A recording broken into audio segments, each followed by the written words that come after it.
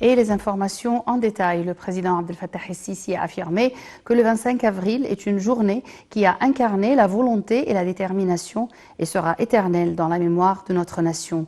Dans son discours à la commémoration de la libération du Sinaï, le président el-Sisi a salué les martyrs d'Égypte qui ont sacrifié leur vie pour la récupération du Sinaï. Il a aussi rendu hommage à la diplomatie égyptienne qui a effectué des négociations avec patience et persévérance. Tout de suite, le discours du président el-Sisi. Miséricordieux, très miséricordieux, le grand peuple égyptien, le peuple fier et digne, je m'adresse aujourd'hui à vous à l'occasion du 40e anniversaire de la libération du Sinaï, cette partie très chère de notre de notre patrie, qui occupe une place éminemment grande dans les âmes de tous les Égyptiens. Un souvenir qui restera gravé dans toute la mémoire de tous les Égyptiens, qu'ils considèrent comme la perle de la couronne de l'Égypte et source de fierté et de dignité de cette nation, en tant que la seule partie qui a témoigné de l'apparition de Dieu Tout-Puissant et la terre que Dieu a choisie pour sa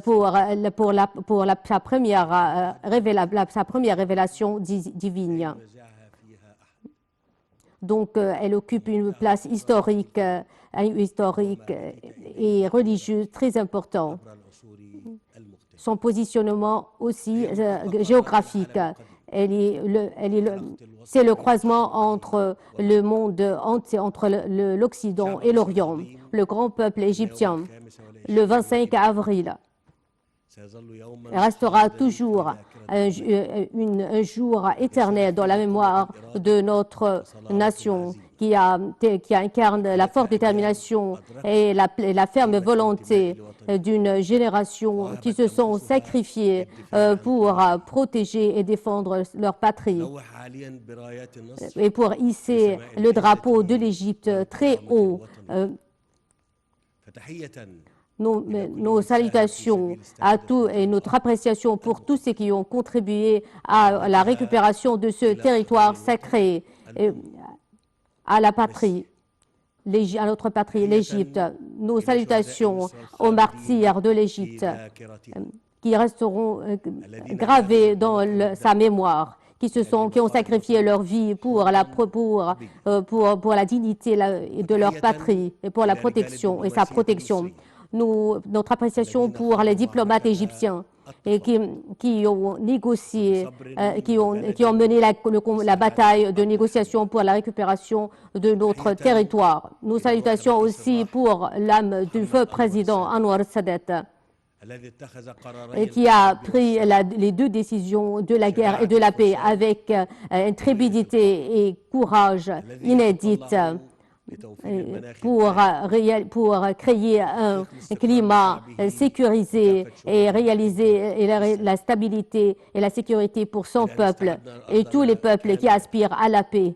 Nous avons pu ainsi récupérer notre territoire pour entamer ensuite la reconstruction de la péninsule du Sinaï, cette partie très chère de l'Égypte, en tant que la première ligne de défense de la péninsule. Et comme vous êtes témoin des méga-projets qui sont actuellement en cours de construction et qui ont été installés dans la péninsule pour tirer profit de ces ressources naturelles et pour réaliser le bien-être pour les habitants de la péninsule. Mesdames et messieurs, la célébration de la libération du Sinaï coïncide avec plusieurs événements religieux.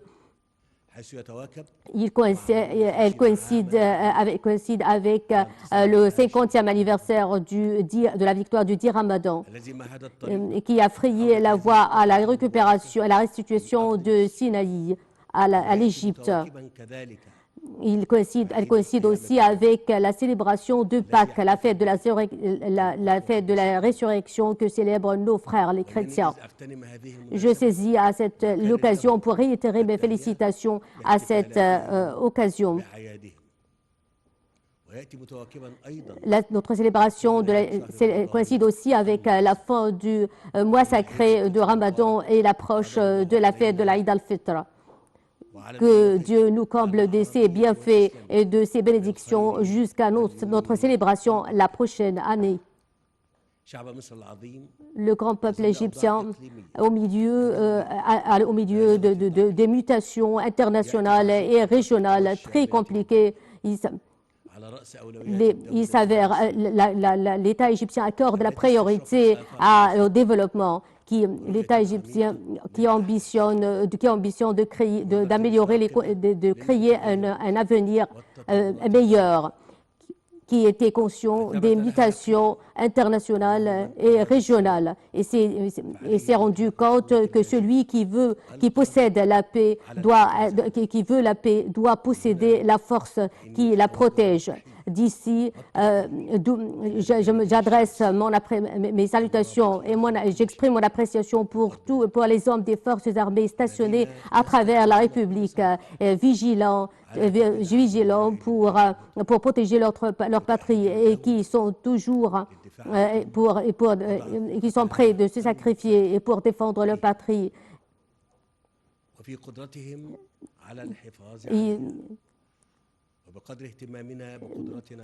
Nous accordons une grande importance à rehausser nos capacités militaires et aussi à relancer notre économie.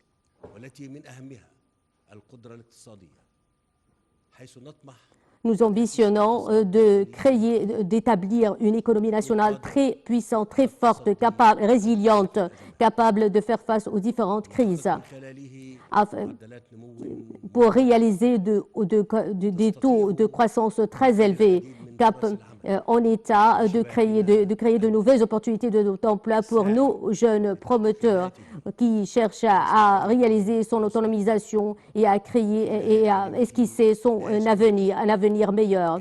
En termes de mon allocution, j'invoque Dieu Tout-Puissant de préserver la sécurité et la stabilité, la sûreté et de protéger l'Égypte et son peuple contre tout danger, tout péril. Bonne fête au peuple égyptien, qu'il soit toujours en pleine dignité, en pleine fierté, et en pleine prospérité et en progrès continu. Et à jamais, vive l'Égypte, vive l'Égypte, vive l'Égypte. Et à cette occasion, la première dame d'Égypte, Mme Ntessar el-Sisi, a publié sur sa page Facebook, je cite, « Aujourd'hui, nous célébrons un souvenir cher au cœur des Égyptiens. C'est le jour de la libération du Sinaï qui représente à juste titre la fête de la dignité, de la fierté et de la victoire de la volonté du peuple égyptien qui a affirmé sa capacité à relever n'importe quel défi pour restaurer son identité, récupérer ses territoires et ses pleins droits. Salutations au grand peuple d'Égypte et à tous ceux qui ont sacrifié leur vie pour la récupération du Sinaï. Mes meilleurs vœux pour une heureuse nouvelle année. » Fin de citation.